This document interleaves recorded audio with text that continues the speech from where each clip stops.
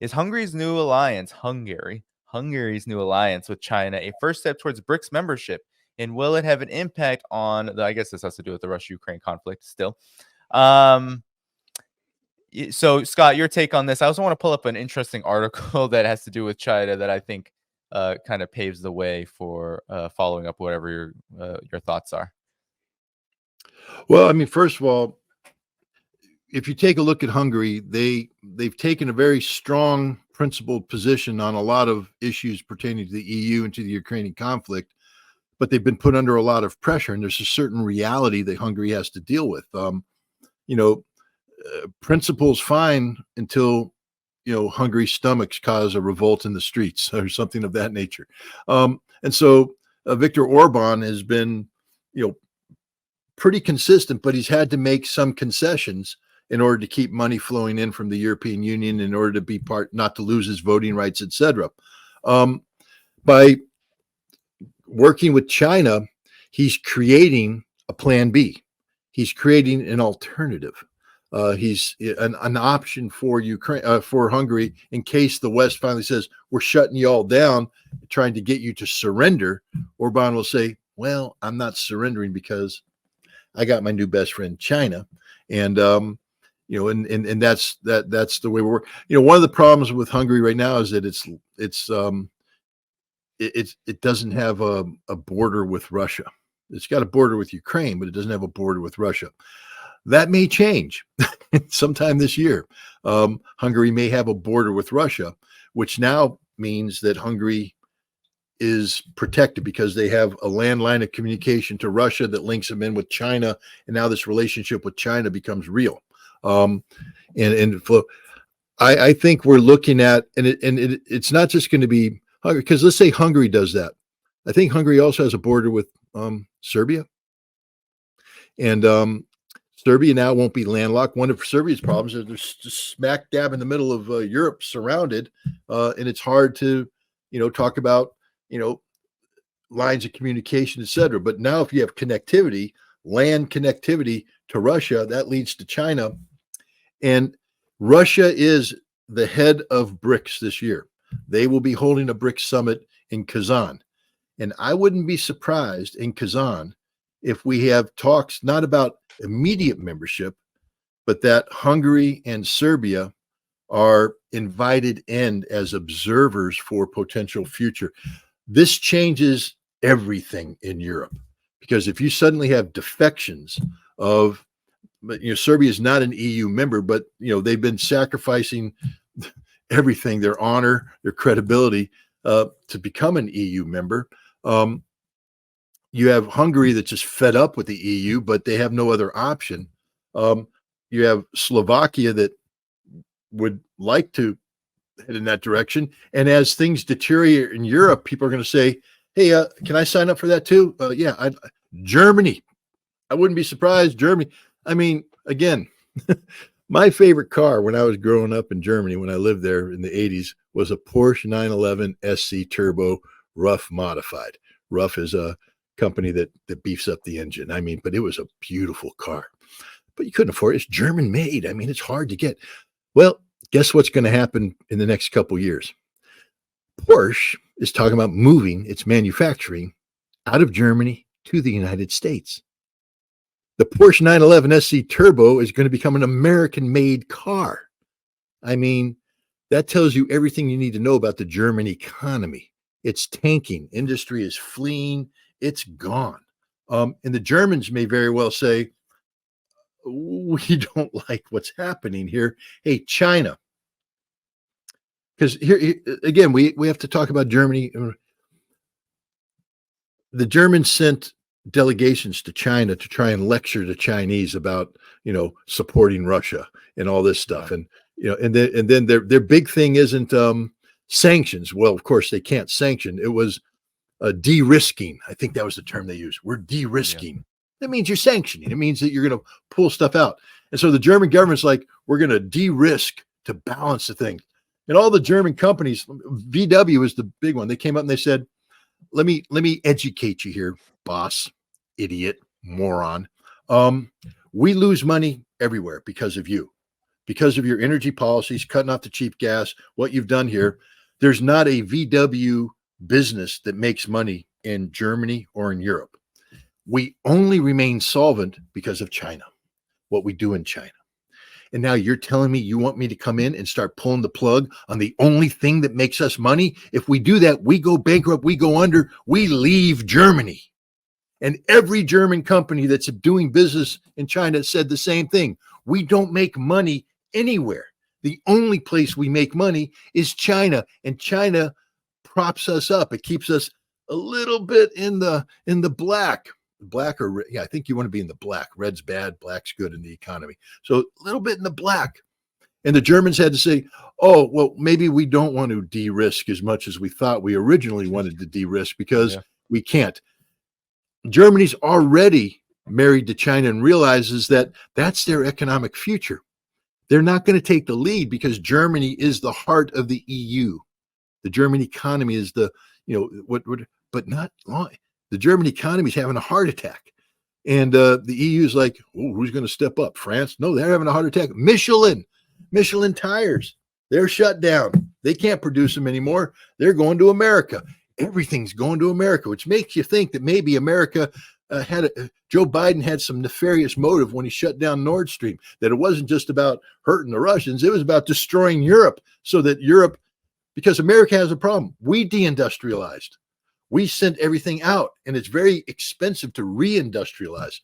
But if they come to us, we suddenly have problems solved. Now we have good, high-paying jobs, industrial jobs that now allow the American industrial base to get reinvigorated. Steel, rubber, petroleum. I mean, the whole thing. And Germany will be paying. And Germany will be paying for. They'll be paying for the access to the market, which therefore, unless Germany joins BRICS. Yeah. And so I'm just telling you that the future, man, this is just going to get interesting. I mean, because Europe is floundering economically. It's floundering bad. And I think Viktor Orban may be, the sort of a visionary by sitting there saying the solution to floundering Europe ain't America. Mm-hmm. It's China. Exactly. And I think you might be seeing a whole bunch of that taking place down the road. Oh, yes, especially in this part of Europe. I mean, Serbia, you might remember, Scott, during NATO's bombing campaign, China's relationship with Serbia, with the former Yugoslavia, has always been very strong. With Serbia, it's remained strong, and there were a few Chinese journalists who were actually killed in those bombings. They blew up the Chinese embassy. Yeah, they blew up the Chinese embassy. It was one of the darkest periods in the relations between China and NATO, Washington. But I think it's important to always keep China in mind in these conversations about Europe, because I don't know if Hungary is going to join BRICS anytime soon, but the overall trend is toward integration. It's obvious Hungary's navigation of the Ukraine conflict, as well as its growing relationship with China. I think part of this question was that Hungary and China high-level officials have just met. I think their public security ministry in China has met with Hungary's counterpart, and they're agreeing to security assistance. I don't think any of this is that shocking. But, here's just today, Time Magazine, right? You have U.S. hawks must finally get real about China. And you think, oh, well, Time Magazine is talking about, well, maybe because they mention all of these deficits. We talk about them all the time in terms of industrial base, weaponry, military, things that we've covered here, Scott, over and over and over again in relation to China instead of Russia this time. However, the conclusion is very interesting, because what this person, and I'll tell you who he is in a second, what he concludes is that we don't have to get real in terms of maybe scaling back and maybe perhaps not pursuing a policy of aggression towards China. But actually, that hawks, the war hawks, the neocons, they need to follow the convictions they lead. Hard power is central. If we face scarcity that will take years at best to address, we can't walk, gum, and chew. That the most dangerous threat we face is the one with the most hard power, China. That it's imprudent to cut so close. And in fact, what has to happen is that action, more action, instead of saying, well, we need to pull back because of these objective realities. We need to go even further, essentially saying we need to, the United States, the Pentagon, they need to invest heavily in war with China. But I just want to show quickly who this guy is.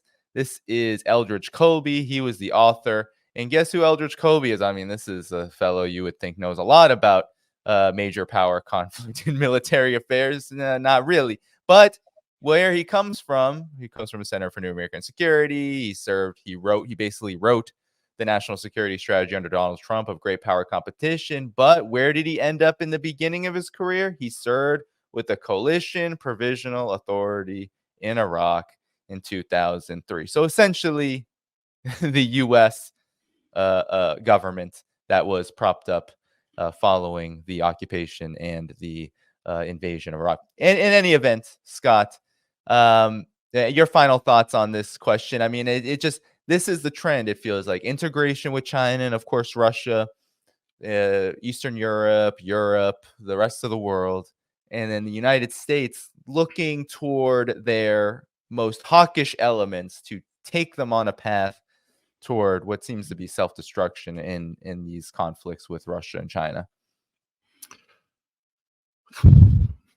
I would say this: if you're a journalist who covers this issue, who covers, BRICS related issues and things of that nature, there are two meetings that you have to go to this year. The first is the St. Petersburg International Economic Forum in June. Why? Because the Russian economy is the trendsetter when it comes to integration with China. And if you go to the St. Petersburg International Economic Forum and just people watch, you're going to see a whole bunch of people look like they're Chinese. Some of them will actually look like they're North Korean, because they are. And you'll realize that China's already here. China's doing this. This has already happened. It's not something that's going to happen. We always talk about China in the way of, well, that could happen. It's happening right now. We have already been surpassed. What Viktor Orban's trying to do isn't theoretical. He's trying to replicate what Russia is doing right now. And you need to go to the St. Petersburg International Economic Forum, and you need to see that. The second meeting that you have to go to is in Kazan in October. And that's the BRICS summit. You have to go there because Russia has a plan.